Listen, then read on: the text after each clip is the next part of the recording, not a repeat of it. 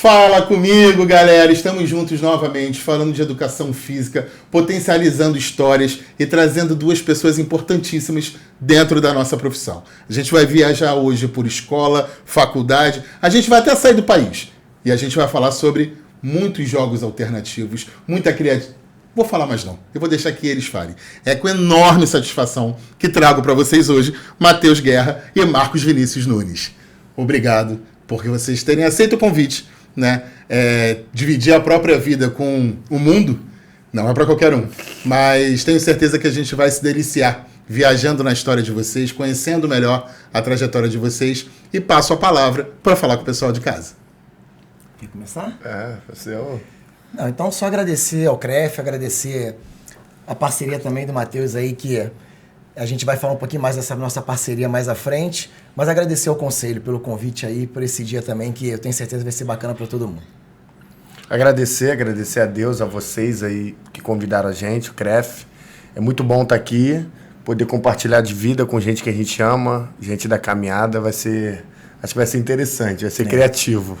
Eu não tenho a menor dúvida que essa palavra vai fazer parte desse bate-papo, e você que está assistindo vai até o final, porque tem muita história boa para contar. Bom, antes da gente falar da atualidade, de como vocês estão, acho que é legal da gente conhecer quem era Matheus e quem era Marcos, antes do Guerra, antes do Nunes, né? Como é que foi essa infância de vocês, aonde foi, como é que foi esse início aí de vida dos dois? Conta pra gente. Então, graças a Deus eu tive uma infância que eu pude brincar bastante, né? Eu tinha quintal, eu tinha espaço para brincar e graças a Deus eu tive uma infância daquilo que eu tento resgatar hoje nos meus alunos, né? Trazer aquilo que eu acho que é de mais doído para os pais de hoje, de ver que aquele mesmo espaço que os pais brincavam, hoje em dia não pode mais brincar. Então, eu levo para as reuniões dos pais essa palavra de, olha, eu vou tentar trazer aquilo que a gente fazia. Você toca, né? Para hoje, para tentar ir na ferida desses pais, né?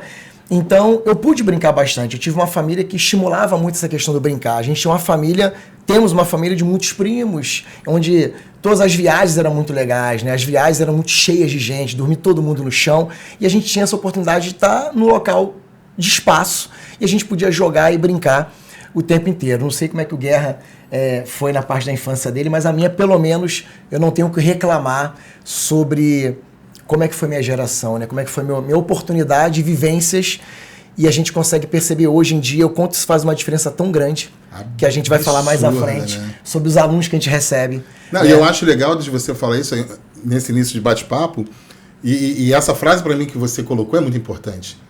Vocês poderem ofertar a essa geração agora algo que está um pouco perdido, né? Exatamente. Que faz diferença, mas a gente vai falar muito sobre isso. Então, minha mãe foi professora, minha mãe Sheila foi professora, inclusive foi minha professora, né? A única vez que eu fui suspenso na escola. Eu juro pra você que eu ia perguntar assim, isso é bom ou ruim? Mas você já me respondeu. Quarto ano, não lembro até hoje. Minha única suspensão, minha mãe era minha professora. Fui suspenso, agora me responde. Ela estava certa? Tava. Então tudo bem. Tava certo. Meu pai também muito presente na minha caminhada. Eu lembro que eu cresci numa Vila Joana, lá em Belfor Roxo. E um condomínio a gente brincava muito. Era polícia ladrão, pique-esconde, golzinho, taco. E era muito bom. Isso cara. Eu tô com 27, taco foi há uns 15 anos atrás. Era muito bom. E também cresci muito no ambiente da igreja, onde minha família sempre congregou, e brincando muito. E foi ali que eu encontrei... Igreja tem criança pra caramba, isso, né? Assim, Embaixadores do Rei, Ministério de Esporte, Futebol. E ali que eu encontrei, assim... Além de aprender muita coisa para minha vida, foi ali que eu encontrei educação física, nesses ambientes. Mas, para mim, brincar sempre foi muito natural, até hoje. Olha, só nesse começo de bate-papo, vocês não se conheciam crianças, né? Não. Mas a trajetória de vocês traz muito esse lúdico do brincar, né? E aí eu queria perguntar para vocês, para a gente ir entendendo e conhecendo vocês por dentro, vocês acham que essa trajetória que vocês alcançaram hoje, né? Profissionalmente falando, tem umas sementes de lá disso, desse estímulo que vocês puderam vivenciar? Sem dúvida. Eu lembro que uma vez a gente não queria nem adiantar, né? Mas lá na frente a gente vai chegar... A gente vai e volta, Quando você falou da gente ter se conhecido, né, na infância, na verdade não. Eu tive a oportunidade de ser professor universitário do Matheus, né? Então ele... Entregando a idade, ó. É, e aí o Matheus foi meu aluno, mas era aquele aluno realmente, não é porque ele está aqui perto da gente agora, que ele sabe, por isso que ele está hoje na mesma instituição que eu trabalho, a gente consegue trabalhar na mesma empresa, com educação física escolar, porque foi aquele cara que se destacou, aquele cara que apresentava um trabalho que valeria 10, ele faz um trabalho para 11, 12, e teve um destaque, é um merecimento realmente para ele. Mas quando você faz essa pergunta, se teve alguma coisa que a sementinha foi colocada lá atrás, eu lembro que eu estava numa palestra, alguns anos atrás, onde eu estava assistindo o professor Hernani, né? E aí o professor Hernani, na época, ele falou uma frase lá atrás, não sei nem se ele se lembra disso que ele falou, mas que fez sentido para mim total, que ele falou lá atrás que só faz sentido aquilo que é sentido. Então, quando ele fala que aquilo que só faz sentido aquilo que é sentido, eu entendo que tudo aquilo que eu senti de maneira sensorial fez total sentido para minha vida lá na frente. Então, hoje a gente percebe o quanto esse sentir de pé no chão, como alguns livros que a gente tem na área, importantíssimos, que falam sobre as brincadeiras de chão, as brincadeiras de terra, né? O quanto está fazendo falta hoje numa habilidade tão simples, por exemplo, como uma coordenação óculo-manual, olhos e mãos, né? Onde a gente trabalha com uma simples bola, de jogar para o alto e segurar. O quanto o taco, por exemplo, hoje é dificílimo ensinar e que para a gente era tão natural. Então, não tem como eu não dizer que lá atrás essas sementinhas foram plantadas para que hoje eu, Marcos, cidadão, professor, tente buscar nos meus alunos aquelas vivências que talvez eles não tenham por N motivos. Então, eu queria te perguntar esse motivo, eu queria que o Matheus complementasse também. Esses N motivos envolvem muitas coisas, né? Porque aí a gente fala sobre segurança pública, a gente fala sobre tela, a gente fala sobre o formato das cidades, né? Exato. Então, quando você se apresentou hoje falando sobre isso, e eu acho que é importante da gente ressaltar, né? O de oportunizar algo que vocês percebem hoje como profissionais que não tem esse acesso. Exatamente. Eu ouvi de um professor um tempo atrás falar assim, não, eu não vou trabalhar essas brincadeiras populares, essas brincadeiras regionais, porque eles não querem fazer isso. Eu perguntei, mas o senhor já apresentou isso para eles? Porque é muito fácil de julgar. Muitos nem sabem que existe, né? É verdade. E aí quando eu falo assim, será que você sabe que uma brincadeira de 5 Marias, por exemplo, o que são 5 Marias? De jogar a pedrinha pro alto e pegar outra e segurar aquela que tá caindo. Você sabe que essa brincadeira tem uma origem regional? Sabia que aquela perna de pau do circo, a gente tem brincadeiras e relatos indígenas do norte?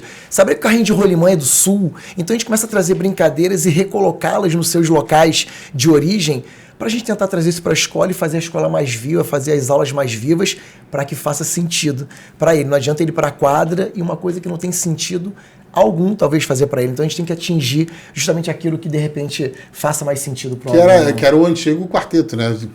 De ir lá e jogar o quarteto e jogar o por jogar, né? E o quanto se incomoda, né? Porque a gente não estuda o tempo todo numa faculdade, a gente se especializa, faz após o mestrado, a gente estuda, publica livro para depois fazer o Quarteto Fantástico, é trazer a educação física para um local que ela não é só muito isso, cômodo, né? E em cima do que o Marcos falou, Matheus, como é que é importante o que vocês fazem? Porque vocês agregam cultura com movimento, com coordenação, com evolução. É isso que eu estou percebendo do que vocês buscam. Isso. Se eu estiver errado, vocês me corrijam. Não é necessário condenar o quarteto, mas não dá para se limitar ao quarteto. É ressignificar. Eu acho que dá para trabalhar muito bem o quarteto. Faz parte, pra quem né? não, acho que todo mundo vamos falar. É o basquete, o handball, o vôlei e o futsal. Dá pra... Eu utilizo essas abordagens, mas eu não utilizo assim um bimestre inteiro, né? Eu pego um exemplo. Semana retrasada, a gente trabalhou o basquete, mas é sempre assim, como que o basquete pode ser vivo para o aluno? Porque a perspectiva que a gente tem de escola hoje é uma perspectiva mais humanizada do que há 20, 30 anos atrás. Que era exatamente como você falou. Esse bimestre é o futebol, esse bimestre... Seria para nós professores, eu não vou mentir, os professores que estão assistindo, é muito mais cômodo eu fazer o basquete durante 10 aulas, que eu só fico ali, vamos lá. Mas não, é muito mais difícil você ter que montar uma aula que vai sempre se renovar. Então, quando a gente vê a realidade que a gente vive, eu acho que a pandemia que a gente viveu, ela trouxe muito essa questão de pegar os jogos populares e colocar de novo onde eles deveriam estar, que é dentro de casa. Porque o certo não é a criança chegar na escola e aprender a jogar queimado com a gente. E é isso que acontece. As crianças não sabem. É assim, não sabe. O que eu faço? Fui queimado. Para onde que eu vou? Isso é criança de 12 anos. Não sabe. Eu vou para onde? Não, é o cemitério ali. Aí a bola bate no chão e bate na criança. Fui queimada. É coisa simples, mas as crianças não sabem. Elas não deveriam aprender isso. É quase que o óbvio, né? Que precisa ser falado, né? Elas precisam ser vivido. Nem que seja no no quintal de casa, mas a gente sabe dos N fatores do que podem interferir nisso hoje. Isso é uma discussão aí para um outro dia. Sim. Mas a gente acaba fazendo esse trabalho mais básico, né? A gente tem muitos autores que nos ajudam a trilhar um caminho. Um autor que eu gosto muito é o Galarrui, que ele defende uma educação física integral, uma educação física desenvolvimentista no seu aspecto motor, cognitivo e afetivo. Tanto é que o nosso livro é sobre isso. De pegar essas crianças e fazer o básico com elas, mas de uma forma relevante, para que, na pandemia, o que aconteceu? Elas tiveram que levar isso para casa. E aí, o meu canal... que faça sentido, né? Meu canal do YouTube tem um monte de vídeo da pandemia. Se você entrar em Matheus Guerra, tá lá eu jogando Cinco Maria. Você vai ver onde eu tô. Tô sentado de short, porque eu não sabia gravar, não tinha... E ninguém tava preparado. Hoje eu não faria aquilo ali, mas eu não tirei. Tá lá, hoje eu não faria, mas vale a pena estar, porque faz parte da história. Parte. Claro. Tá lá eu de short, camisa, camiseta na casa. Aí a parede, eu tô lá, gente, Cinco Marias é assim, ó. Pega a pedrinha, joga, bota uma música de fundo, tá lá. Acho que 4 minutos, um jogo simples, mas a pandemia meio que forçou as crianças, porque meus alunos estavam assistindo que fazer, a fazer em casa, aonde o jogo popular tem que estar. Porque o jogo popular, a principal característica é a oralidade. Que sentido? Eu aprendi porque meu pai me falou. Tá entendendo? Eu aprendi porque o avô do meu pai ensinou pro meu pai. E vai passando. Meu pai jogava futebol de botão comigo. E aí eu vou jogar uma bomba na mão de vocês, já que vocês puxaram esse assunto, que eu acho muito interessante. Foi muito perceptível na pandemia, e isso era falado em rede social, em tudo quanto é lugar, o desespero dos pais de terem as crianças em casa.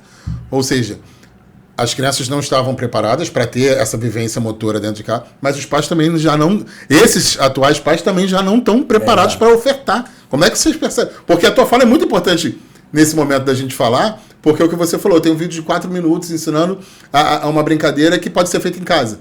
Mas os pais estavam desesperados, assim, como é que eu faço? E olha como é que é um ciclo, né, que vem acontecendo. A gente não tinha um manual, né? Não. Quando a pandemia veio, a gente estava sem manual nenhum, onde a gente coloca, qual plataforma usar, como fazer a educação física chegar nessa galera. Foi aí onde teve algumas sacadas, porque a pandemia ela veio justamente no final de uma formação minha, no mestrado em novas tecnologias digitais na educação, onde eu falei para o coordenador do mestrado que eu acho que eu aprendi mais sobre tecnologia durante a pandemia do que no próprio mestrado, em 2 anos de mestrado profissional. Não desmerecendo o mestrado, mas a gente na marra, na surra, tentando fazer. Teve uma residência, né? Isso aí. E como fazer educação física, sobreviver com a bandeira da educação. Falar assim, oi, a gente está aqui e somos também importantes para uma saúde mental dessas pessoas que estão em casa. E aí, a OMS falando, exercite-se. E aí, como fazer? E aí onde eu busquei um pouco dos estudos que eu fui aprofundando no mestrado, mas achei que eu ia usar isso a médio e a longo prazo.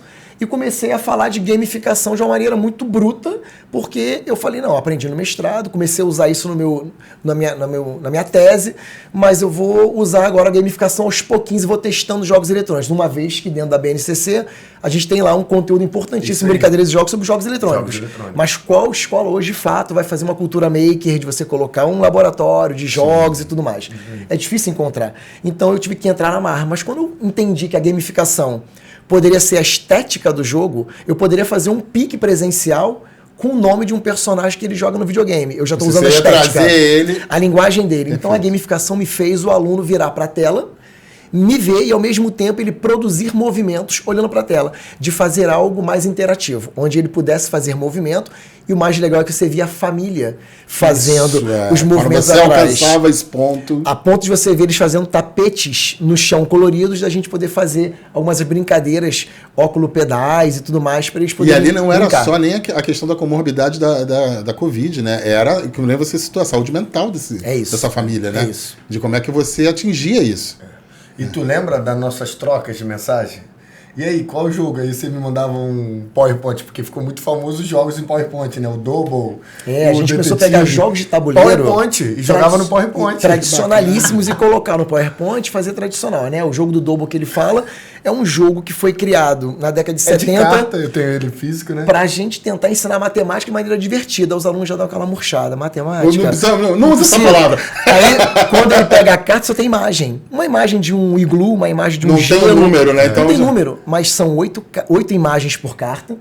E sempre uma carta vai ter uma imagem comum à outra. Para ele fazer isso é matemática pura. Né? Ele vai ter que usar aquela PA e PG. Qualquer ordem que vai sempre uma imagem. Aí a gente conseguiu botar isso em PowerPoint, onde a gente apresentava 2 cartas e de casa eles tinham que tentar fazer aquela questão, descobrir de uma maneira rápida, mas não abrindo o microfone, senão ficaria aquela, né, 30 pessoas falando, e dependendo da internet de cada um. Hoje eu faço, assim, aí tinha um detetive que era do Enigma, e a gente trocava muito, aí, qual jogo? Porque a gente foi jogado naquilo ali, eu me formei em 2019. E a pandemia... Caiu lá, tu caiu nela. Minha colação de grau foi em 2020, né? E aí? Acabou. E aí, falando sobre isso, vou pegar uma palavra que você usou sobre o quarteto, não dá para negar a tela. Principalmente pós-pandemia, não dá. Mas talvez seja isso que vocês estão falando, ressignificar a tela. Porque muita gente fala assim, tem que tirar. Não vai tirar.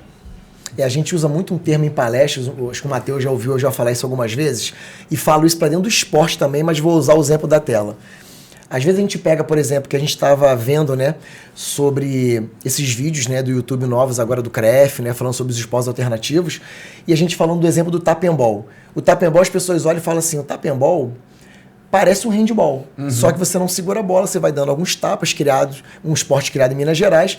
Aí falou assim, já ouvi um aluno falar assim, então ele destruiu o handball para fazer o tap and ball. Eu falei, não, vamos imaginar igual peças de Lego. Se você tem Lego e você consegue construir um navio, você pode desconstruir e fazer um carro.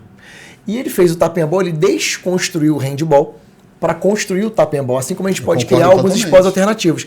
Isso eu acho que vale para a tela. Eu não preciso destruir aquilo que é deles, porque se eu estivesse nascendo agora, em 2024, eu também estaria inserido talvez nessas telas, estaria brincando e falando dos mesmos jogos que meus filhos pequenos falam. Mas a gente precisa talvez trazer um novo sentido. Perfeito. Quando eu trouxe para uma última aula usar celular, como ferramenta, né? Como ferramenta. E Matheus fez isso num projeto interessantíssimo, lá na frente você poderia falar, da gente colocar o celular virado para os alunos, o celular virou o nosso próprio videogame, isso foi projetado no telão e eles trabalhavam olhando para a tela de ter que derrubar os cones, de conduzir a bola de basquete, tocando nas imagens. Você trouxe o movimento com a tela. E a tela estava lá. E a tela estava presente de uma maneira, pra gente, positiva, sabe? Tentar trazer de outra maneira. Falar com vocês de casa que vocês estão tendo um presente, vocês estão percebendo, né? Porque a gente só falou da infância. A gente já chegou em aula, ensinamentos, dicas. Você tem que ficar até o final. Gente, eu já estou agradecendo só esse início de bate-papo, porque eu, particularmente, não posso tanto dar minha opinião, mas eu concordo totalmente com isso. Né? De você ressignificar, ofertar, oportunizar. Que nem você falou, você não precisa destruir. Você pode ofertar a mais. Né? Você potencializa. Constrói algo. Você potencializa. Mas vamos voltar para a gente conhecer vocês. Claro, porque é tão rico que vocês trazem que a gente quer conhecer a história. Bom, falaram da infância. Acabou que eu não perguntei, eu fico sempre curioso com isso, queria que vocês falassem um pouco. Como é que foi a parte da infância de educação física? Se teve algum professor que já botou uma sementinha ou não? E como é que foi esse caminho aí para a faculdade? Vocês pensaram em outra? Passou algo pela cabeça? Como é que foi esse momento para vocês? Com vocês. Pode.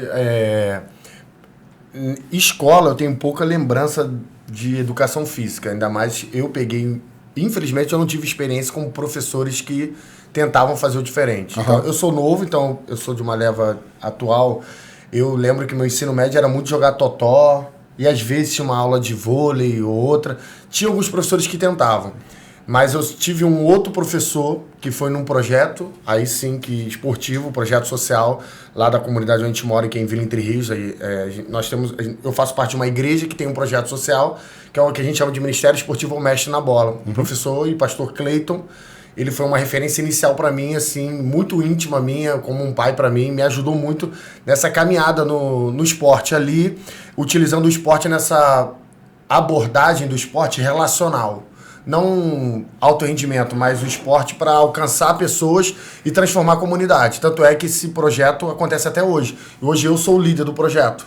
Então, o projeto tem 13 anos. Caramba! Tem 27. Caramba, então, desde garoto ali, vivi, fui monitor, até que ali... aí eu fiz 18 anos, aí a gente vai procurando influências externas para fazer outros cursos. Fui. Aí minha família, né, minha mãe, que ainda era viva na época, queria muito que eu fizesse direito. Porque na minha família tem muita gente formada em direito, a minha tia que deve estar assistindo também. É assim, Minha tia é top demais, minha irmã, meu cunhado, todo mundo são Tia, ótimos. desculpa, que bom que ele não fez. Ótimos. Não fique chateada comigo. Ótimos profissionais. Minha mãe falou, faz. Aí eu falei, mas eu quero fazer educação física, então... E como é que foi essa recepção? Foi difícil. Porque minha mãe, ela tinha um temperamento muito difícil, assim, muito explosivo. Ela, não vai ganhar dinheiro. Eu percebi, ela te botou de suspenso. E o meu pai era mais pro diálogo, né? Aí, só que eu mostrei, olha aqui, eu já faço isso já é a sua vida, né? Já eram 7 anos, eu gosto disso. Aí o Cleiton sempre me ajudando também e deixou. E aí eu fui pra Uniabel, né? Fui lá... Mas não passou pela tua cabeça o direito, né? Era só vontade familiar. Era só vontade familiar. Não passou pela minha cabeça... Você não se via nessa posição. Isso, na loucura que a gente tinha, a única coisa que passou na minha cabeça era engenharia civil, mas... Mas foi rápido. Só assim. Passou rápido. Mas o que eu falei assim, não, vou tentar então, vou pra Uniabel. E foi muito engraçado, porque assim, as coisas são no detalhe. Aí eu convenci eles, fui eu e meu pai. Eu e meu pai fazer a inscrição, né? Imaginei que você não iria com a sua mãe. Foi eu e meu pai fazer a inscrição, né, na Uniabel. Aí tinha uma secretária, eu esqueci o nome dela, mas era alguma coisa com Y. Yara, alguma coisa assim na ABEL. Eu lembro que eu sentei na mesa para fazer a matrícula e antigamente no ABEL tinha licenciatura e bacharel. 3 anos de um ano do outro, né? Mudou isso, mas antigamente era assim.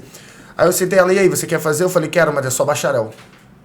Aí ela, mas você vai fazer 4 anos de bacharel, você pode fazer 4 anos e fazer os 2. É porque você estava decidido, né? Eu falei, não, é bacharel, não, só quero isso. Ela, aí fui conversar com o rapaz da bolsa, ele, sua bolsa é só para licenciatura, não tem como ganhar bolsa para bacharel. Falei, não, então não quero não. Eu fui embora. Caramba, eu lembro que eu fui embora da instituição. Aí meu pai falou, cara, vai lá, tu vai ganhar uma bolsa de 40%, vai. Aí eu voltei e falei. Aí na hora de fazer a inscrição, essa secretária falou assim, cara, ela me falou, para de ser burro. Faz 3 anos de licenciatura e 1 de bacharel, tu vai fazer os mesmos anos. Falei, não, mas eu nunca quero entrar numa sala de aula, eu odeio isso. A menina que me convenceu, na hora. Aí eu fiz. Na faculdade... Primeiro semestre que eu tô... Eu adoro essas surpresas da vida. Te juro. Ela, e hoje eu sou professor dos 2 filhos dela. Cara, dessa secretária? Dessa secretária. Dos 2 filhos dela. Te juro. Não. Ela me... Porque eu tava no convite. Porque se eu faço bacharel, a história era outra. Sim. Eu não ia ter conhecido o Marquinhos, porque o Marquinhos era mais para licenciatura. Eu ia estar mais no mundo do esporte, porque eu vim do projeto social, então eu queria só trabalhar com aquilo ali. A escola para mim não existia. Aí ela falou, cara, para de ser burro. É 3 anos de licenciatura e 1 de bacharel e é 4 anos, tá ótimo. Fiz. E tu fez meio que contra a vontade, né? Vou fazer, mas o rapaz só queria me dar desconto nessa situação. E meu pai falou, é isso mesmo. Então, me inscrevi aí no primeiro semestre, aula de handball. Quem era o professor de handball? Professor Marquinhos. Que aí eu comecei a conhecer ele. E ali, porque uma coisa que o Marquinhos sempre teve como perfil ele vai dar aula de handball. Mas você nunca vai aprender só o handball. A gente aprendia muita coisa. Você saía da aula dele assim, caramba. Não sei se vocês já tiveram a oportunidade. Você aprende 1000 coisas. 1000 coisas pra você sair assim, motivado. Então, assim... E aí, a partir do momento que eu entro na faculdade, aí eu comecei assim... Eu nunca fui aluno, porque algum pessoal... ele era puxa-saco, não. Eu fazia o meu trabalho e falei assim... Eu quero aprender com esse cara. Você identificou que nele tinha uma oportunidade de crescer. Eu quero estar na escola, porque esse cara me motivou a estar na escola. Eu acho isso muito legal. E queria que você falasse um pouco, Marcos, antes de você contar a tua história, só para comentar sobre esse ponto que eu acho muito interessante. Normalmente, isso acontece normalmente, né? Quando alguma pessoa escolhe educação física, ela escolhe por algum motivo específico. Mas quando entra, e aí eu acho que cabe no que você está falando, abre um mundo tão gigantesco que você já esquece aquele hiperfoco que você tinha e talvez seja o que você tente fazer nas suas aulas. Você vai mostrando 1001 possibilidades. Isso mesmo, exatamente. É isso, mais ou menos? Isso que o Matheus falou é importantíssimo. Se eu for lembrar da minha época, eu lembro de todos os professores de educação física que eu tive, todos, e fiz questão de procurar todos eles para depois entregar um livrinho que eu sempre publicava um livro e entregava para todos eles, né? Então, para todos, desde a educação infantil até o ensino médio, eu lembro de todos, né? E todos tiveram um papel importantíssimo assim na minha vida.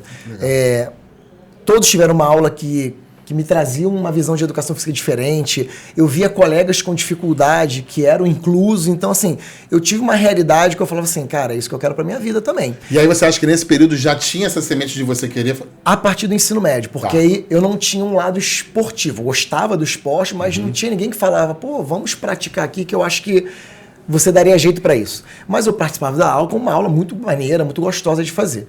Mas no ensino médio... eu estudei numa escola que a educação física tinha que fazer no contraturno. Você estudava de manhã e vinha fazer à tarde.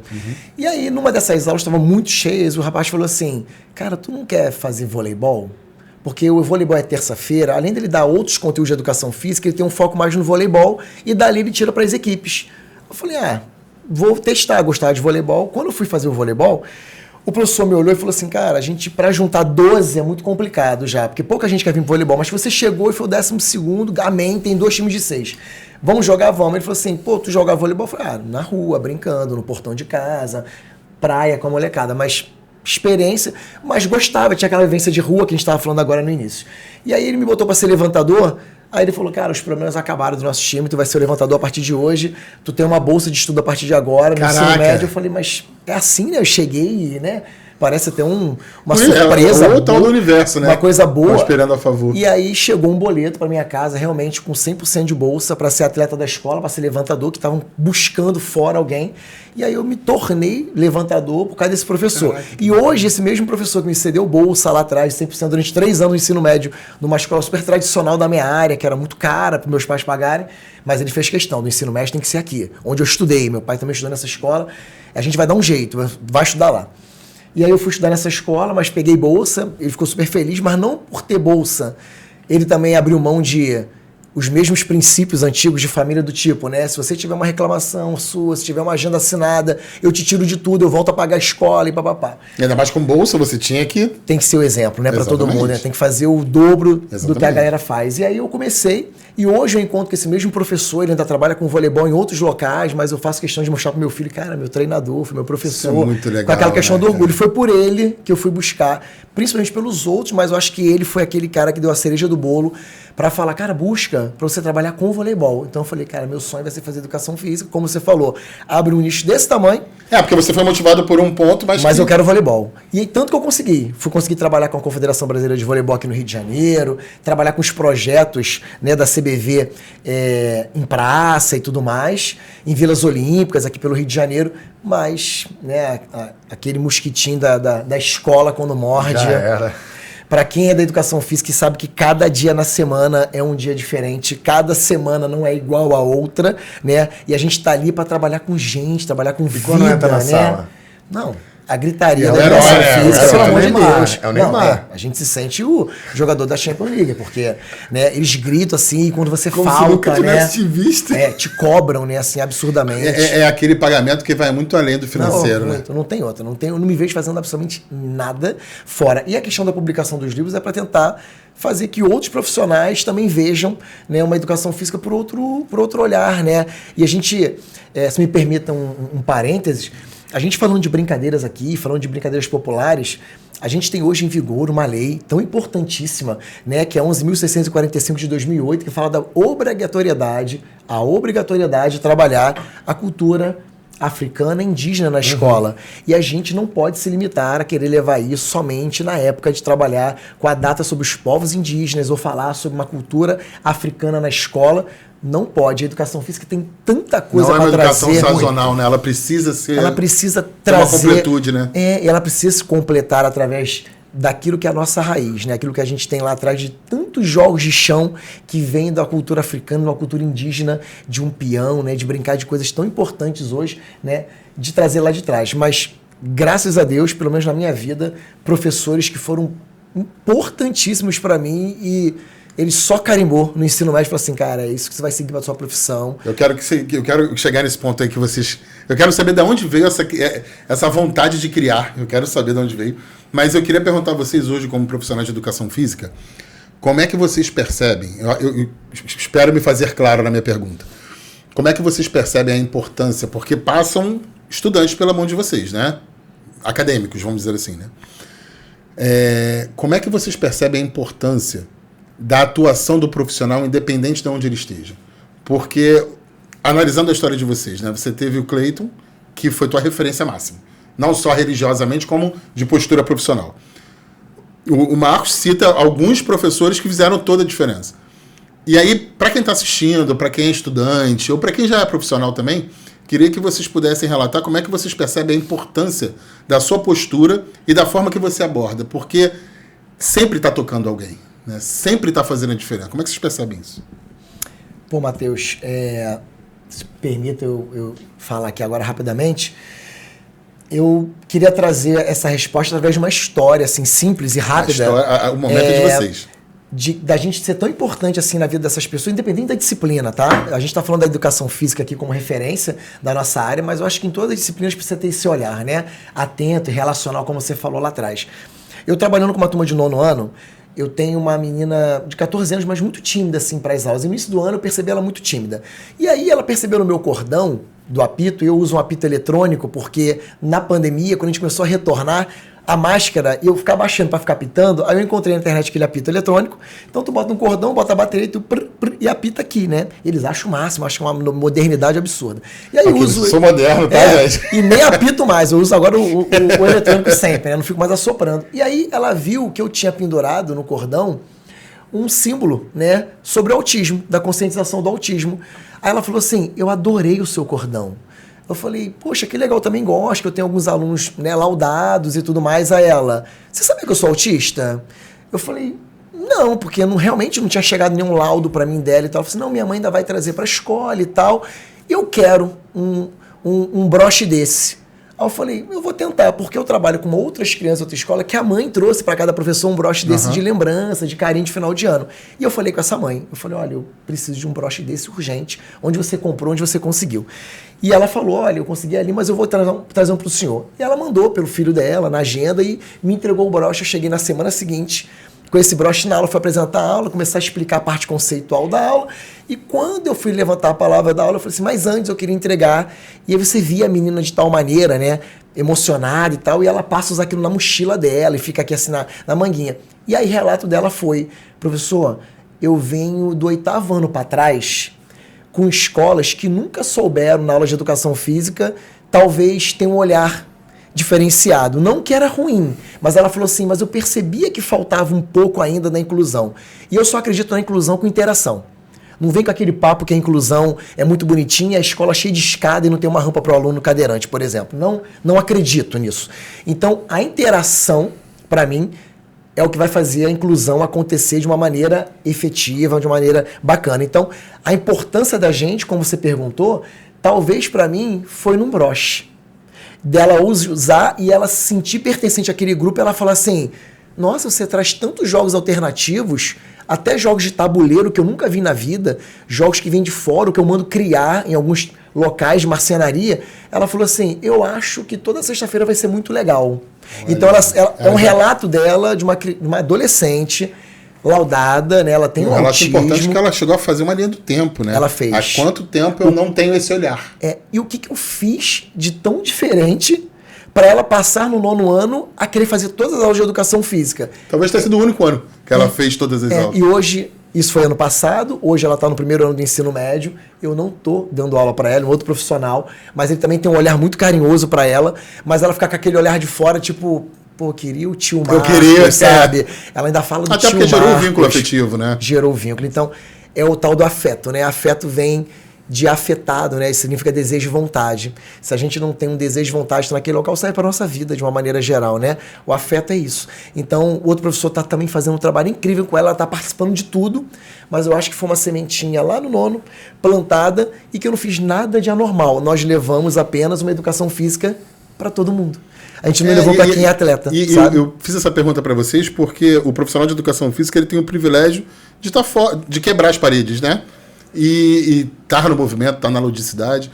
E aí, eu queria que o Matheus falasse também sobre isso, que eu perguntei, mas aí eu trago o exemplo da tua história, porque pode ser um broche, mas também pode ser um professor que quando um aluno relata, não, eu só jogo vôlei na rua, você não serve.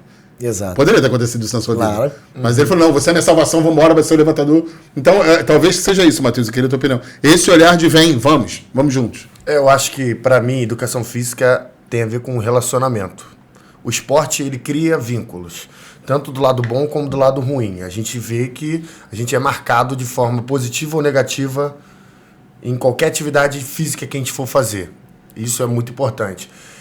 O professor Marquinhos falando de uma história dessa menina, eu lembrei de uma história também, não tem nada de Amamos história, conte. Município, eu dou aula no município, lá em Belfor Roxo, mas aí a gente acaba sempre mudando de escola, né? De tempos em tempos a gente uma hora eu tô aqui, outra hora eu tô ali. Aí fiquei 1 ano numa escola que é muita carência de material, mas a gente tá ali para criar vínculo. E eu gosto muito de me expressar corporalmente com os alunos, de rir com eles, de dançar com eles, de abraçar eles. Então eu tenho esse estilo que cria vínculo com o aluno mesmo.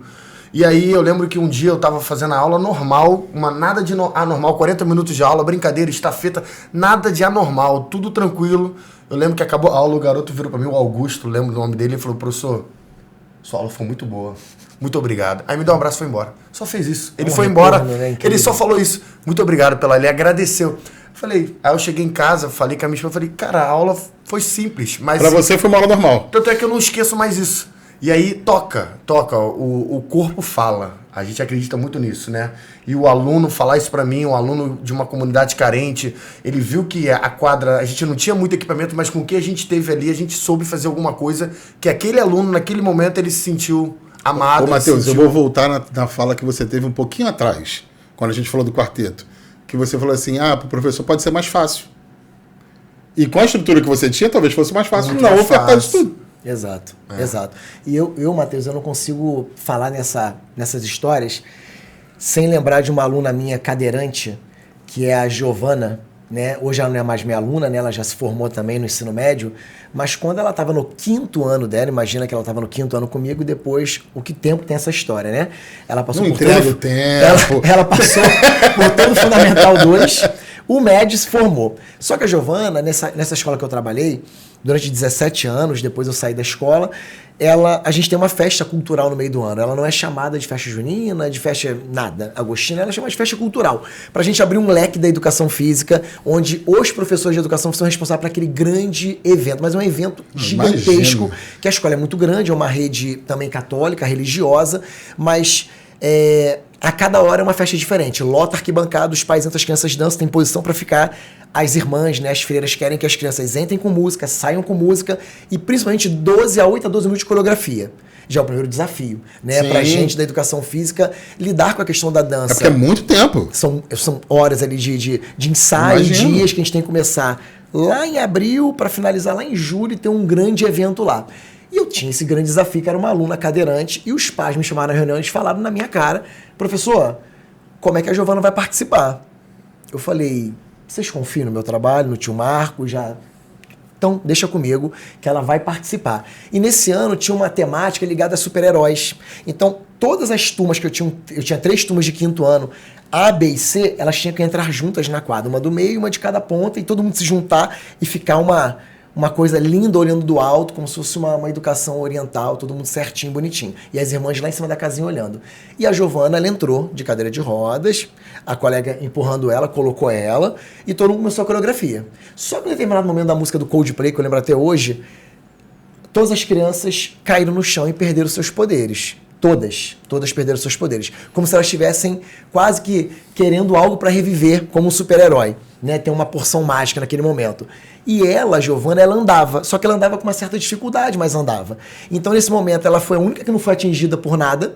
Aí ela olha pro lado, na quadra, ela no centro da quadra olha pro outro, e eu me arrepio, por Deus, até hoje, que a Giovana olhou para cada lado, assim, todo mundo cair, tava ensaiada, ela pega a cadeira de rodas dela, joga isso para longe, e eu falo isso emocionadíssimo porque foi um momento incrível, que ela joga a cadeira para longe e aí ela tira um saquinho com um pozinho mágico, ela vai andando com dificuldade pela quadra, jogando aquele pozinho, sabe?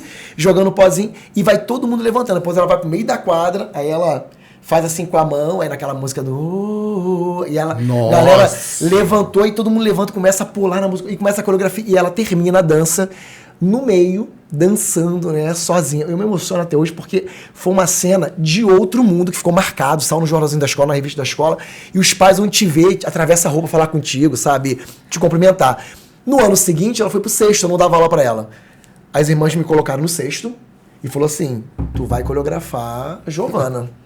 Eu falei: irmã, mas a gente já fez tanta coisa. Eu usei tudo que eu podia. Não, minha criatividade foi toda ali, não tenho mais o que fazer. Mas brincando com ela, você vai. E aí a gente fez a cadeira dela voar no ano seguinte, assim. botamos um pano preto na quadra inteira de basquete a basquete, tinham funcionários embaixo do pano preto, aí daqui a pouco surge ela de meio de um pano preto assim, só a cadeirinha dela assim, e as pessoas correndo com ela, e a cadeirinha dela voando assim, com asa assim, de uma hora. Os pais falaram assim, cara, eu não sei mais, acho que no 7º ano ela vai descer de corda, vai fazer alguma coisa. 7 mil não topo. É. Já deu, tá bom. E tu sabe que é você, depois dessa menina se formar e te achar numa rede Isso é social, muito legal. e ela te adicionar e continuar comentando coisas, te chamar de tio Marcos ainda, a menina já sabe, universitária, e, tio Marcos, lembra daquela... Cara, se ela não sabe o quanto ela fala que eu fui importante na vida dela, ela mal sabe. Fala pra ela. O quanto que ela, né, Giovana, foi importante na minha vida, né? Ela sabe o quanto ela foi importante pra mim, que me fazia um profissional muito melhor. A gente se recupera, né, de uma boa colocação como o que você fez, mas, cara, eu tenho certeza que não só eu, como quem tá assistindo, tá assim, tá, beleza. Mas da onde vem esse desejo, essa vontade ou essa ideia de fazer o diferente? Porque como o Matheus falou no nosso bate-papo, talvez, e aí não apontando o dedo para ninguém, o fazer o simples seja mais fácil. E parece que não foi a escolha de vocês. Como é que surge isso aí? Da onde vem? Quer falar? No meu caso, eu tenho alguma... A minha história faz muito sentido quando eu falo sobre a criatividade, porque em relação à minha vida. Nessa aula de handball que eu estava tendo no semestre, não sei se ele vai lembrar. Aí, como eu falei, o Marquinhos ensinava muita coisa além do handball. Aí ele falou, galera, final de aula, sala lotada, nossa turma tinha uns 40 alunos.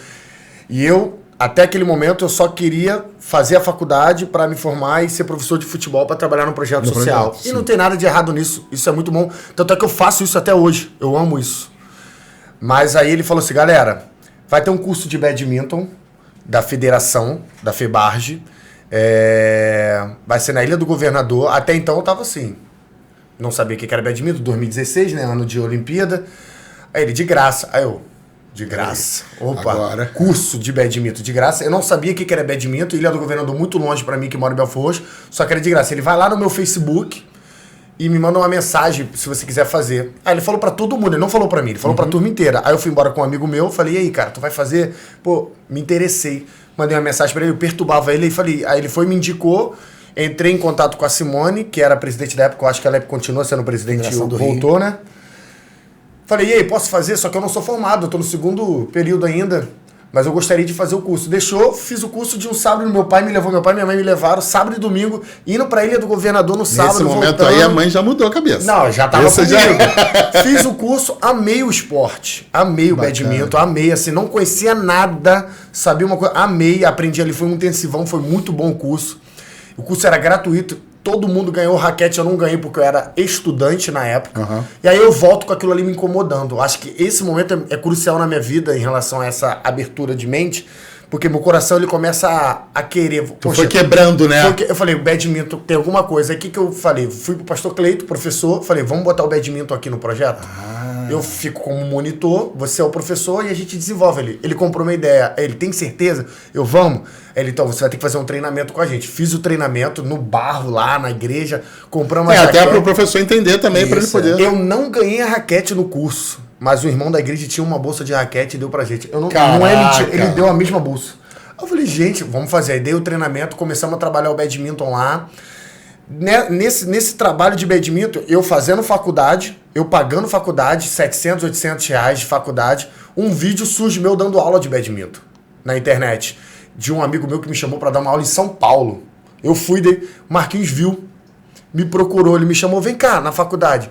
Tu tá trabalhando com badminton mesmo? Eu falei, tô, pô, você falou do curso, eu fiz, mas eu não procurei ele depois, eu só fiz. Ele tô, pô, cara... não sei se eu posso falar o nome da instituição. Gente, é a história de vocês, claro. A instituição Abel Colégio, todos. Quer começar a colocar monitores para trabalhar o esporte, né? De formas... eles eram os professores, a gente ia ser estagiário. Vamos botar o badminton e você vai ganhar 100% de bolsa. Olha como é que a tua vida... Eu te juro, eu não paguei a faculdade mais por causa de um esporte que eu não sabia nada. E por causa de uma oportunidade que o Marquinhos abriu. Que não foi pra mim, foi pra turma, tá entendendo? Mas ele abraçou a ideia. E assim, isso. A criatividade... Pegou a oportunidade, né? Não é questão que eu nasci criativo, a gente tem que buscar a criatividade, a gente tem que abrir a nossa mente, porque o badminton não faz nenhum sentido no meu contexto. Na minha cidade, não tem... A gente jogava no aberto. A gente jogou por muito tempo, jogamos muitos campeonatos. Até hoje a gente continua jogando. A gente não tem mais a escolinha de badminton, mas hoje nas minhas aulas, onde a gente reúne, a gente tem uma quadra lá na igreja de badminton. Então assim, mas me deu uma bolsa de 100% na faculdade. Eu parei de pagar a faculdade no meio da faculdade por causa do badminton. E hoje eu fui contratado como professor da mesma escola. Não, e o que eu acho legal da tua história é que, beleza, foi o badminton, mas a frase bacana que eu acho é, isso me quebrou. Porque você estava tão focado no projeto, só futebol, e aconteceu o que a gente conversou, né? Você se permitiu... Isso, tem que abrir. E fui, assim, até hoje é um esporte que eu amo muito, acompanho. É fantástico. Assim, o Brasil hoje, esse ano, vai ter mais um... Além do Igor, vai ter mais um atleta, eu acho que é uma feminina, que vai para a Olimpíada em badminton. Não é um esporte da nossa cultura, mas só de a gente ter 2 atletas nas Olimpíadas, a gente já vê que é algo que está sendo falado, já está sendo praticado. Então, assim, para mim, a criatividade tem a ver com oportunidade. Você pode fazer o simples de forma criativa. O simples funciona, né? O simples funciona. É só, a saiba criatividade fazer, é isso. sim, Eu aproveitei. Para mim, por que eu sou criativo? Por que eu gosto? Porque eu me abro pro diferente. O professor falou badminton, de graça. Pô, por quê? O que eu vou perder? Não vou perder nada. Esse outro não perde. Não vou perder. Eu só ganhei com isso. Eu só ganhei. Além de muitos relacionamentos, assim, financeiramente foi um momento muito difícil para mim, que eu não pagava mais. Só de eu não ter que pagar a faculdade, gente. Marquinho, antes de você falar sobre a tua criatividade, eu acho que queria te fazer que você fizesse uma colocação que eu acho muito importante. Você iniciou falando do Matheus sobre assim, pô, o Matheus era um aluno que tinha que tirar 10 e ele tirava 11. Como professor acadêmico, você consegue perceber na sala aquele cara que, pô, aquele cara tá aqui para fazer a diferença? Dá para perceber? Dá alguns. Que é isso, é um exemplo de... Não, vou falar para esses caras que tem um negócio lá na ilha, vamos ver. O cara foi, mano. E a gente não foi seletivo, né? Eu poderia já perceber isso no segundo período, porque ele era um cara participativo, é um cara que tava ali, vai chamar no meio da quadra para começar a explicar uma coisa, já tá ali, já do teu lado, já tá olhando a atividade. E você, como professor acadêmico, percebe. Pô, perfeito. E isso é networking, não é? Porque perfeito. Chega lá na frente, se você tiver que fazer alguma... Você vai saber quem você vai. Isso é uma dica para quem está assistindo. É lógico, você que é um estudante, cara, busca, vai. É isso?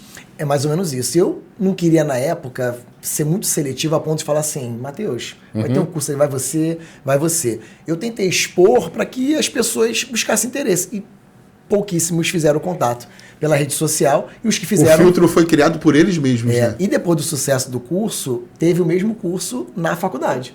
Lá em Belfort Roxo. E aí ficou mais cheio e a federação dava uma bolsa, né? Com 20 raquetes. 20 raquetes, não sei quantas petecas ali, 7 tubos de peteca. Então, era uma coisa bacana. Quando a gente fala de criatividade, vejo ele falando, cara, eu trago de novo aqui o nome do nosso mestre, do Hernani, porque ele foi fundamental na minha formação. Porque quando eu tive a oportunidade de entrar na Uniabel, e vocês vão entender essa questão da criatividade rapidamente, por quê? Eu fui aluno da primeira turma e eu trabalhava numa empresa instalando telefone. E passando pela porta, eu vi a placa lá da faculdade, primeira turma de educação física dessa universidade. Eu entrei e falei, vou fazer. E cheguei em casa super feliz. Era a Uniabel. Era a Uniabel. E eu cheguei em casa muito feliz, né, com aquelas cartucheiras de ferramenta. Falei, pai, mãe, as 2 pessoas que eu sei que mais amam a gente na vida. Eu falei, vou fazer faculdade de educação física, é meu sonho, tá tudo certo, vocês não precisam pagar. Eu trabalho, eu instalo o telefone, eu vou pagar. E os 2 deram aquela murchada na hora. Mas se você não tiver mais trabalho, pensando na parte financeira, eu... Tá, aí fui na casa dos meus avós paternos na frente, falei com meu avô e com aquela sabedoria dele, ele falou assim, tá empregado hoje? Tô. Falei, então, tá fazendo faculdade. Amanhã, se vier desempregado, a gente pensa amanhã depois pode ser, daqui a 5 anos tá desempregado. Eu falei, é isso. Tá empregado sem a faculdade, simples, né? Eu falei, nossa, é isso, eu tenho que fazer faculdade.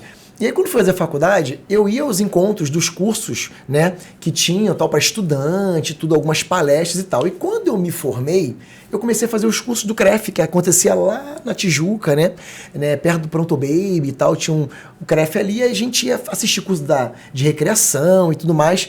E numa desses cursos, o Hernani entrou numa dessas palestras, ele falou, olha, se alguém tiver alguma coisa interessante, criativa para educação física, não deixa de falar, manda e-mail, fala, aquela coisa toda e tal. E logo depois dessa fala dele, um mês depois, meu telefone tocou, 3 meses de formado na Uniabel, o meu telefone tocou, que era o meu coordenador na época, me chamando pra uma reunião. Eu falei, cara, deu zebra, deu ruim com o meu diploma, né? Obviamente, 3 Não tô meses formado. depois. E aí, quando eu chego, eu falei, poxa, demorava uns 6 meses ainda o diploma. Eu falei, deu ruim, eu fiz alguma coisa, pegaram alguma coisa. E não tinha feito nada, eu tentei fazer tudo no sapatinho. Quando eu chego na sala, eu tenho aquela meia-lua formada e estavam todos os meus professores da época da faculdade. Então, Marquinhos, agora eu tenho certeza que Aí deu. me lascou, né? Uma cadeira aqui pra mim e o coordenador sentado aqui com todo mundo e tal. Eu falei assim, cara, eu não vou entrar aqui nessa sala, né? O que vai acontecer? Aí eu sentei como se fosse um julgamento. Eu falei, e aí? Eu falei, então, cara, a gente tá te chamando, tá estranhando, né? Eu falei, muito Óbvio, pelo telefonema ia estar aqui. E aí, quando eu entrei ali, ele falou assim, então, a gente tá com um projeto de chamar 2 ex-alunos da faculdade. Se a gente acha que a gente forma a prata da casa é bom formar, a gente quer oportunizar que esses pratos da casa também entrem na faculdade. Para servir como marketing pra gente também, mas a gente gostou muito do seu trabalho aqui durante esses 4 anos na faculdade. Você quer assumir recreação e folclore? Eu falei, cara, eu não queria ficar naqueles 6 meses sabáticos ali, sem estudar, sem fazer faculdade, para buscar após no outro ano. Me formei no meio do ano. Falei, até dezembro eu fico tranquilo, trabalhando.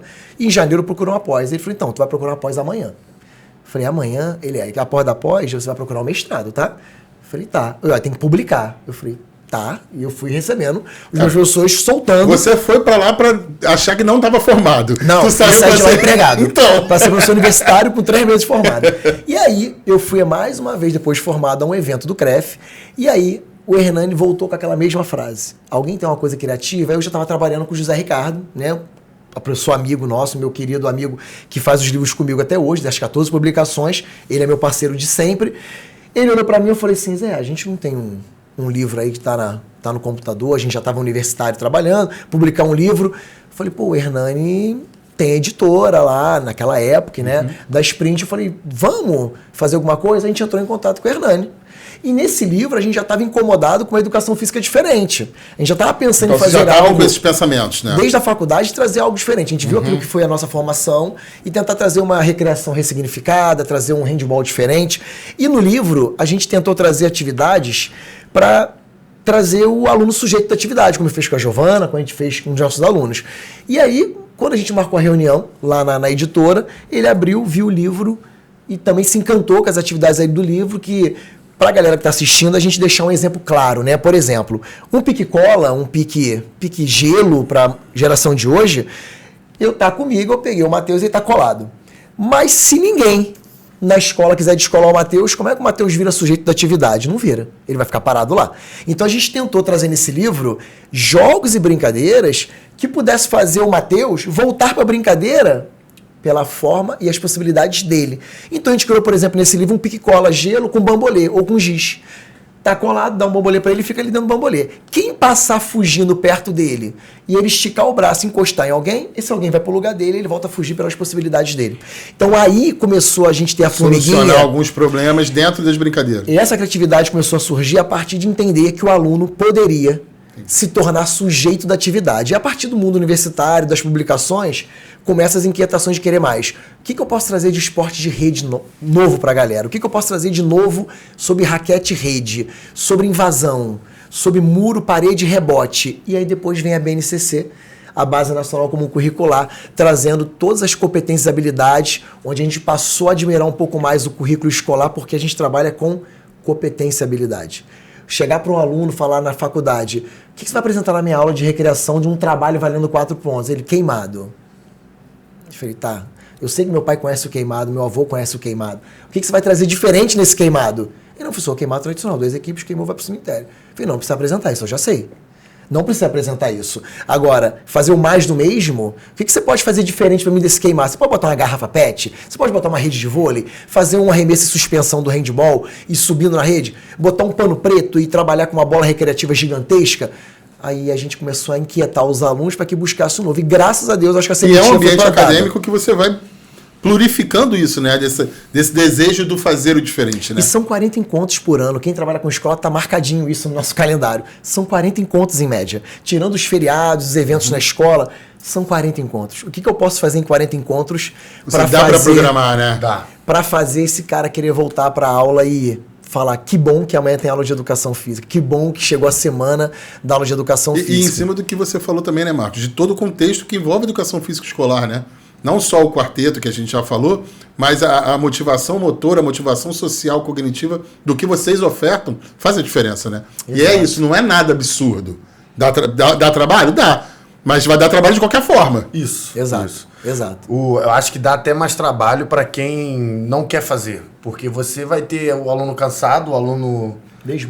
Desmotivado, porque quando o aluno está motivado, quando o aluno ele se coloca na situação, se o aluno está focado naquilo que você está passando, ele vai fazer qualquer coisa que você pedir. Até o jogo mais aparentemente chato possível, porque o aluno... Ainda mais no Fundamental 1, a gente, hoje eu tô com um jogo aqui diferente. Eles ficam meio assim, porque eles gostam de jogar aqueles jogos que eles já conhecem. Mas se você tá ali de uma forma planejada, criativa e gerou um vínculo. Que gerou um vínculo com o aluno, ele vai entrar e aí ele vai falar. E aí, assim, hoje tem alguns momentos que é um momento que eu gosto muito da aula. Eu falei, ei, qual jogo que vocês querem? Aí eles falam, pique urso. Porque normalmente era queimado futebol, mas eu tenho aluno que já fala pique urso. Não, que são jogos que a gente, fantástico, né? Jogos que a não gente vir vai basquete, não vir futebol. Isso. Nossa. A gente inseriu de forma indireta, quando você bota um bambolê pro aluno voltar, você tá querendo que ele aprenda a se virar sozinho e você tá sendo só um facilitador. Coisa que há 10 anos atrás, o que a gente faria normalmente? Parou a brincadeira, a gente teria que interferir de forma direta. Sim. Mas quando a gente interfere de forma indireta, o aluno não está nem percebendo e ele acha que ele conseguiu mesmo e a gente está ali como facilitador. Porque o professor, o papel da gente como professor, não é que a gente tem todo o conhecimento, mas eu acho que a gente tem essa capacidade de facilitar o acesso ao conhecimento. O conhecimento, ele existe. E o aluno ele tem que estar predisposto a isso e o professor também. Os dois são sujeitos ali naquele momento. Então, o meu papel como professor, seja de qualquer matéria, é uma coisa que no livro que a gente escreveu, que são Jogos para os Adolescentes, um nome que a gente queria mesmo era Brincar é Coisa Séria, só que era um nome já mais conhecido. Por quê? Você pode usar qualquer coisa que você quiser, qualquer coisa, ou qualquer ensino, e de forma lúdica, você vai ensinar aquilo ali se você quiser, se você levar a sério o seu aluno. Então, você quer ensinar tabuada, dá pra você ensinar de forma lúdica. Eu criei um projeto... Deu matemática, né? Com eu criei um projeto que eu mostrei pra ele na época, e aí eu consegui executar um tapete gigante, uma lona de 10 metros por 10, que é um twister gigante. Já jogou aquele jogo twister, que você bota a mão... Então, são formas geométricas, quadrado, triângulo... São 4 formas geométricas, 4 cores e números de 0 a 9. Eu estendo a lona na quadra e a gente brinca. Fala, faz o circuito, dribla os cones e encontra aqui 3x3. Eles têm que correr e achar o 9. Então, assim, é a matemática. É a matemática na educação física e o aluno tá brincando. Ele é competitivo, ele quer estar ali. Então, assim, é intencionalidade. Só que aquilo ali teve um custo para mim. A gente tem que entender que vai ter momentos que eu não vou poder... Vai ter escola que não vai querer fazer. Sim. Eu vou ter que chamar essa responsa para mim. Fala assim, muitos dos materiais, a gente estava falando isso no carro, né? 70% do material que a gente utiliza é nosso. Dos esportes alternativos não tem jeito, né? Tem que não tem um padrão, tem que ser buscado. Agora você falou sobre facilitador, né? Fala pra gente, Matheus, como é que foi facilitar na Ucrânia?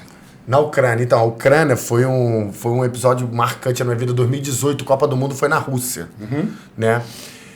E existe um movimento no Brasil, uma organização chamada Conexão Voluntários em Campo, que é uma organização que vai para locais no mundo com o objetivo de levar não só atividades recreativas e esportivas, mas todo tipo de ajuda necessária para ajudar aquela comunidade. É uma organização confessional onde eles fazem um trabalho evangelístico, mas não só evangelístico, eles fazem trabalho de assistência à saúde e esporte. Então, sempre quando tem um local precisando de ajuda, eles vão, e principalmente em grandes eventos esportivos, como Olimpíadas e Copa do Mundo. A Copa do Mundo em 2018 foi na Rússia, e esse trabalho não poderia ter sido feito na Rússia por causa de algumas burocracias. Então eles pensaram, vamos para um país ao lado da Rússia para a gente fazer um trabalho ali durante a Copa. E aí me desafiaram para ir, me encontraram, né, alguns contatos, falaram assim, você quer ir? Então, você atua aí no Ministério Esportivo, no projeto social, aí você vem, ajuda a gente com as atividades esportivas e também para criar vínculo. Por isso que eu falo, é vínculo, criar vínculo. Não é simplesmente chegar ali e impor algo. É conversar com as pessoas de lá. E a gente teve uma campanha, a universidade ajudou, muita gente ajudou. Eu lembro que o professor Marquinhos e o professor Márcio também compraram essa ideia comigo para ajudar, porque tinha que levantar o recurso. Lembro que na época acho que teve que levantar uns 10 mil reais para cobrir tudo. E aí a gente conseguiu, a gente chegou lá, a gente ficou 20 dias na Ucrânia, um povo excelente, assim. Já havia um medo da guerra, desde aquela época a gente estudou a cultura do povo. Tinha, não sei se tem ainda, um documentário na Netflix que fala sobre uma guerra que teve lá interna no início do século. Então, é um país muito carente, um país muito rico de pessoas que querem algo novo. E a gente foi para ir para as praças, brincar, jogar. E os esportes alternativos lá é uma cultura. Eu lembro que eu joguei hóquei, não sei se o nome era hóquei, mas era no asfalto. E jogava spikeball, um badminton. Então, através das atividades esportivas, nós, como voluntários, tivemos a oportunidade de criar vínculos com ele lá. E assim, a gente ensinava muitas coisas sobre a vida, sobre crescer, sobre, ainda mais em famílias, a gente ia em casa de famílias, pessoas que estavam com medo de uma possível... A gente foi em cidades que eram vizinhas da Rússia. Então assim, eu lembro que a gente ganhou um documento com as palavras, né? E eu ia brincando, treinando. E no ucraniano, o obrigado é privit. No ucraniano. Só que eu fui numa cidade que eu falei privit, não, é spasiba. Só que spasiba é o obrigado russo. Que naquela cidade ucraniana que era colada, eles falavam... Aí quando eu voltei pra capital, né, Kiev, se eu não me engano, capital, mas foi pra Kiev, eu fui falar spasiba. Não é spasiba, é privit. Existia um choque muito forte cultural, né? Tá entendendo? Então, assim, foi um choque cultural, mas foi algo muito bom. A alimentação mexeu muito comigo, porque 9 horas da manhã os caras estavam querendo comer batata com macarrão. É mesmo? Não tinha almoço meio-dia. Então, assim, era 10 horas da manhã comendo comida pesada para te sustentar durante o dia. Só para escurecer bem tarde. Então, o dia tinha muitas horas. Mas foi uma experiência, para mim, muito cultural, muito... esportiva, mas o que mais eu pude aprender nesse momento da Ucrânia é que se eu quiser, eu consigo criar vínculo com as pessoas com o esporte. Seja foi uma questão confessional de compartilhar a nossa fé, mas para qualquer coisa. A gente cria vínculo. A gente fala, poxa, como é que... Aí não sei se tem algum pai assistindo. Poxa, eu não consigo conversar com meu filho, sabe? Eu não consigo ter contato com ele. Será que você está tentando criar alguma ponte para isso? Esse canal precisa ser aberto, né? Tem que ser aberto. E a atividade física, eu falo, e a educação física, não só por meio do esporte, mas de um game. Pô, seu filho, você não consegue conversar com seu filho, mas ele joga um jogo. Qual o jogo que ele joga? Usa isso como um canal de contato. Isso, né? É isso que eu aprendi demais na Ucrânia. Agora... Algo que eu já vivi aqui, a gente colocou em prática. E era assim, eu falava só português. Era do ucraniano pro inglês para virar o português. Mas deu certo. Agora quebrando... Incrível, que ele foi para lá para levar o badminton. Que foi aquele badminton que a gente anunciou na sala. Que ele foi para a Ilha do Governador. Agora, quebrando um pouco o protocolo, como é que foi para você ver depois a cidade? Então, é muito triste, né? Imagina que deve ter sido... A gente tem um grupo ainda lá, nosso grupo no WhatsApp dos voluntários, e aí a gente tem os relatos das pessoas os missionários que são de lá, alguns tiveram que mudar de cidade, outros ficaram, tem gente fazendo trabalho lá ainda, mas assim, não é algo que pegou ninguém de surpresa, porque... Você já tinha esse movimento, né? Isso, já tinha. Mas ruim, né? Muito ruim, né? Quando eu fiquei muito chocado, se você assistiu o documentário na Netflix, você já fica muito chocado. Porque é um documentário muito real do que acontece sobre a Ucrânia, assim, internamente. Bom, vamos recuperar. Bom, a gente está quase chegando no final, mas eu queria que vocês falassem um pouco, antes da gente encerrar esse delicioso bate-papo, né? Eu queria que vocês falassem um pouco mais, o Matheus já até citou, eu queria que você falasse um pouco mais desse livro que vocês lançaram juntos, né? Sobre essa questão do...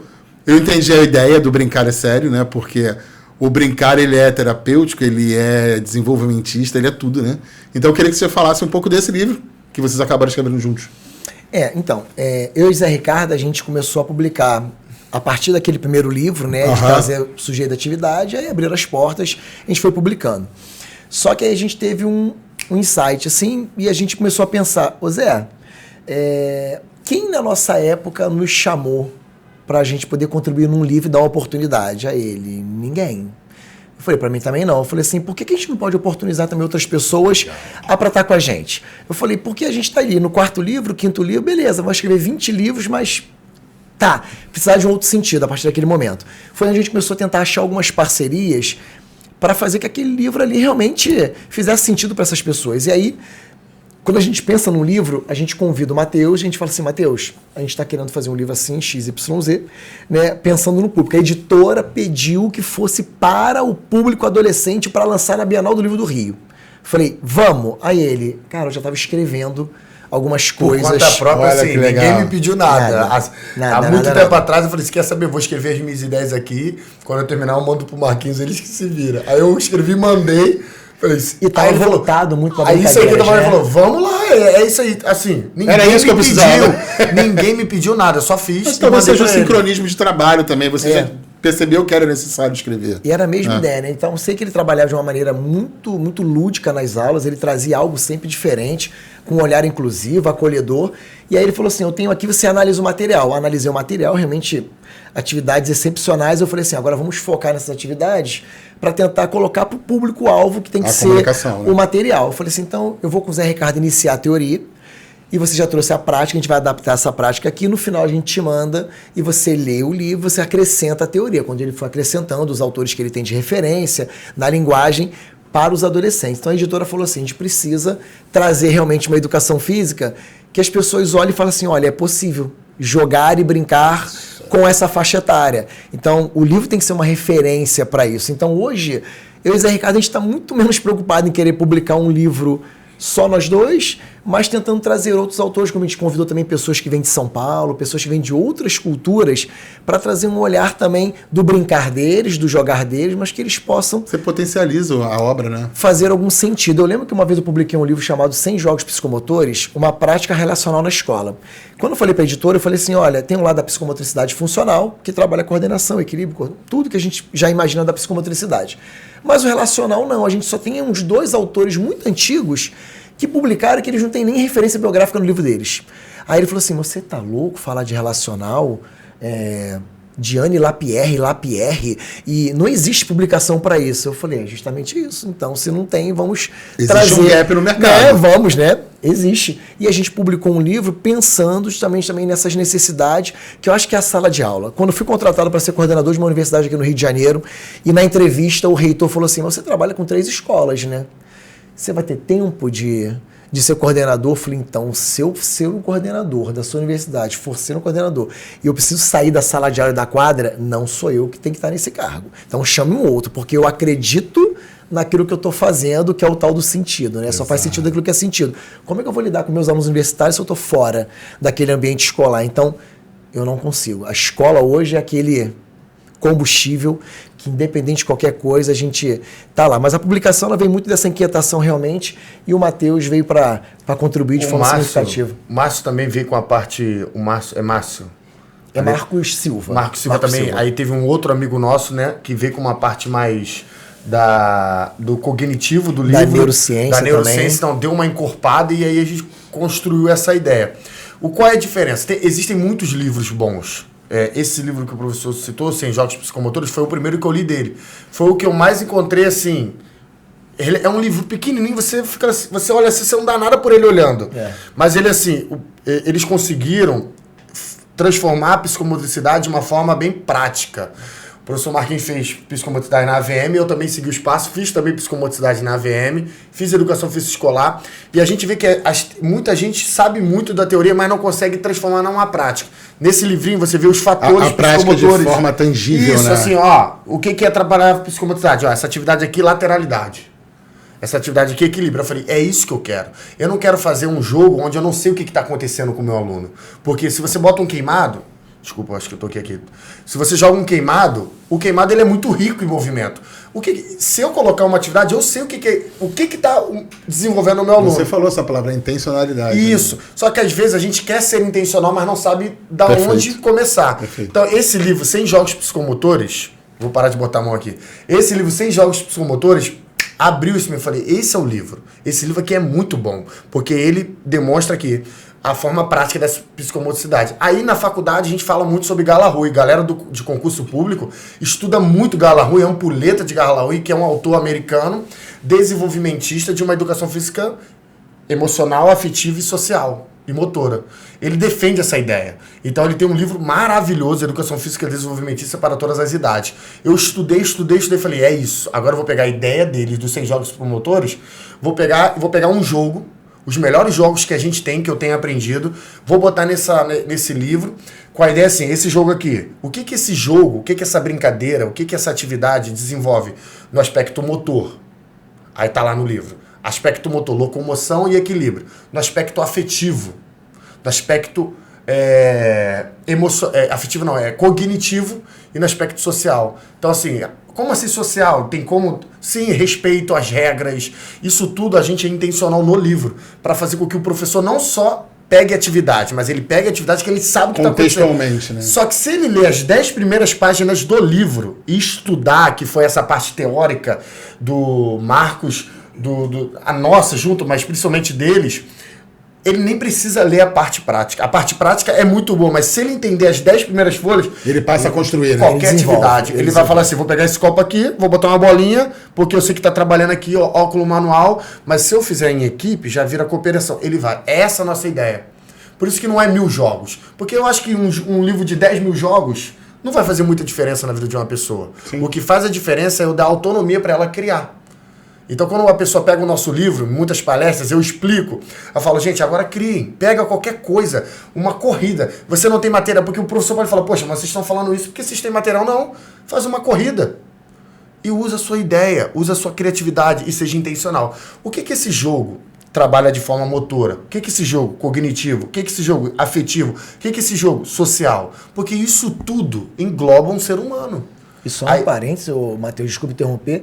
Em palestras que eu rodo aí pelo Brasil todo, a galera sempre pergunta, professor, essa atividade que o senhor está explicando para a gente, fez na prática, qual a faixa etária? Sempre, sempre. E a gente não botou. Nenhum livro meu tem faixa etária, porque eu falei assim, aquela mesma atividade que eu coloquei nos 100 jogos psicomotores, você vai trabalhar num grupo de idosos com a música aplicada para aqui. Para esse grupo de adolescentes você vai usar dessa maneira, então a mesma atividade, ela pode adaptável, ter... A gente quer exigir do professor, tá entendendo? Isso. Aí você fala assim, essa aqui é para 10 anos. No meu contexto foi para 10 anos. Mas no contexto dele foi para 15 anos. Vai ser para 12, 15, o jogo número 1 é o melhor jogo. É o Guerra Infinita. Que a gente chama de Guerra Infinita, mas é o que o professor segura uma corda, girando, vários cones, o aluno corre, pega o cone e volta. Se a corda encostar nele, ele perdeu o cone. Por que Guerra Infinita? A gente está comunicando com o adolescente. A gente botou 6 joias do infinito para um time e 6 joias do infinito para o outro, lembrando o filme dos Vingadores. Uhum. O grupo que conseguir pegar as 6 joias primeiro sem encostar na corda vence. Então você já começa assim. Mas eu sei que se eu for aplicar esse jogo para idosos, eu não vou falar Guerra Infinita. Não tem nem contexto. Mas o jogo é o mesmo. Não, a gente fala outro. O que o idoso buscando a... Não, a gente pode criar qualquer nome para essa dinâmica. Na verdade, não é nem o idoso. Depende do seu público de idoso. Seu público atividade a prática vai ser a mesma, você só vai... Exatamente. Então limitar a faixa etária é muito ruim. Bom, que aula. Obrigado, portanto. Né? Você em casa, eu falei que você tinha que ficar até o final. Eu queria pedir a vocês, para que a gente pudesse encerrar, com vocês deixando um recado, né, de que vocês acreditam, para quem está assistindo, seja um profissional de educação física, seja um estudante. Mas, de antemão, eu já queria agradecer por terem aceito o convite, por terem dividido um pouco da vida, da experiência, das aulas, dos ensinamentos que vocês trouxeram, e que é algo que eu acredito que seja realmente um diferencial de você ofertar algo desconstruído e, como o Matheus perfeitamente colocou agora, com objetivos muito bem definidos. Então, gratidão por terem aceito o convite, mas queria que vocês deixassem uma palavra para o pessoal de casa. Cara, primeiro eu queria agradecer a você, agradecer a todos do Conselho. Eu sempre fui muito parceiro e quero continuar sendo muito parceiro do Conselho. Eu admiro todas as ações e trabalhos do Conselho. Então, primeiro, agradecer. E para a galera que está assistindo, eu, Marcos, sou um somatório de várias pessoas que me moldaram, né? Então, eu sou uma colcha de retalho que vou absorvendo e vou aprendendo ao longo da vida. E eu, como professor de educação física aí, formado há praticamente 20 anos, aí, um pouquinho mais, já vi muita coisa acontecendo na educação física, mas que a gente ainda precisa manter essa chama na nossa prática da educação física, tentar manter uma educação física para todos. Eu falo para os meus alunos o tempo inteiro nas universidades que eu trabalho. Amanhã você pode estar dando aula para os meus filhos e eu posso estar dando aula para os seus filhos. Então, a gente busca uma educação de qualidade, buscando uma formação de qualidade, buscando uma atualização profissional o tempo inteiro para a gente poder fazer o melhor por eles. Trabalhar com o filho do outro é uma responsabilidade muito grande. No dia que a gente entender que a gente pode prejudicar a saúde e a vida de alguém com exercício ruim, com alguma coisa não planejada, com algo que você não tem conhecimento para aquilo, busque a formação, busque o conhecimento para a gente transformar a educação física sempre no lugar que ela sempre mereceu estar, né, de reconhecimento profissional. Então, espero que vocês tenham gostado do bate-papo da gente. Eu não tenho a menor dúvida. Matheus agora também falou um pouquinho. Eu quero agradecer, eu quero muito agradecer a Deus. Eu acho que isso tudo que tem acontecido na minha vida, Deus ele sempre esteve no controle, me orientando. E Deus ele sempre colocou pessoas, o professor Marcos falou, pessoas. Minha família, primeiramente, meu pai, minha mãe, que eu e o professor Marcos, a gente, um dos momentos mais marcantes, desculpa falar isso, mas é 2019, quando eu estou me formando, eu me formei, a minha colação de grau foi no dia 17 de fevereiro. Minha mãe lutou contra o câncer muito tempo, lutou muito. Minha mãe sempre foi uma professora muito ativa, me ajudava muito nas construções das minhas brincadeiras, labirinto de papelão, essas coisas. Eu tenho até hoje um tapete de EVA com pegadas que ela fez para mim e eu uso com os meus alunos. Então, no dia 10 de fevereiro, 10 de fevereiro foi aniversário dela, dia 15 de fevereiro minha mãe veio a falecer com a luta do câncer. Foi no dia que eu descobri que ia ser contratado pelo Abel Colégio. Então, assim, foi muito bom para mim. A professora Nilson, minha gestora maravilhosa, ela me abraçou, me aceitou na escola. Dia 17 foi minha colação de grau. Professor Marcos, sabendo da minha situação, lembra do nosso abraço Pelo lá amor em cima? de Deus. Quando foi pegar, quebrou um protocolo, tinha os protocolos e assim, foi um momento que eu não podia deixar de vivenciar, apesar da dor que eu estava sentindo. Então, tanto é que na minha dedicatória do livro eu só quis dedicar exclusivamente para minha mãe, porque além de ser uma pessoa que sempre me incentivou, ela sempre foi um espelho de dedicação na profissão. Então, eu valorizo muito o que Deus tem feito por mim, o que minha família fez por mim. Perfeito. Entendeu? Eu acho que a gente, como professor de educação física, a gente tem que ter mais humildade como profissional, porque às vezes a gente desvaloriza pessoas que não têm o mesmo nível acadêmico nosso, mas tem muita experiência que pode passar, como seu avô, que deu aquele conselho. Então, assim, às vezes a gente fala assim, não, ele não fez faculdade, então a pessoa não sabe o que está falando. Não, muitas das vezes ela está tentando te ajudar da forma dela. Então, acho que o melhor conselho, melhor aplicação é valorize as pessoas que te amam. Seu avô, sua avó, sua mãe, seu pai. Valorize o esforço que você teve para chegar onde você está tendo. Eu valorizo muito também o Cleiton, além da minha família, o Cleiton, o professor Marquinhos, porque foram pessoas que se eu não encontrasse nessa jornada, eu não estaria aqui. Então, Deus, minha família, Cleiton e Marquinhos, essas pessoas para mim, e tem muitas outras, se eu não encontrasse, se eu não valorizasse, se eu não abaixasse a cabeça para ouvir, não, é isso aqui, ele falou, é isso aqui, vamos fazer, vamos lá, vamos agora escrever um livro sobre idosos. Então tá, mete bronca, tá certo, tá errado, não, corrige. É ouvir, mesmo formado, é o respeito que a gente tem que ter pelas pessoas que estão ao nosso redor e que querem o nosso melhor. Assim, seja qualquer área que você tiver, você vai chegar onde você está planejando. Ou eu cheguei ainda mais, eu estou chegando ainda mais onde eu nem imaginava que eu poderia chegar.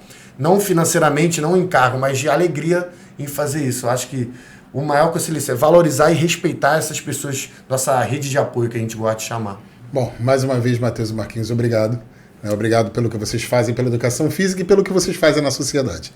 E você de casa, a gente se vê semana que vem. Até lá.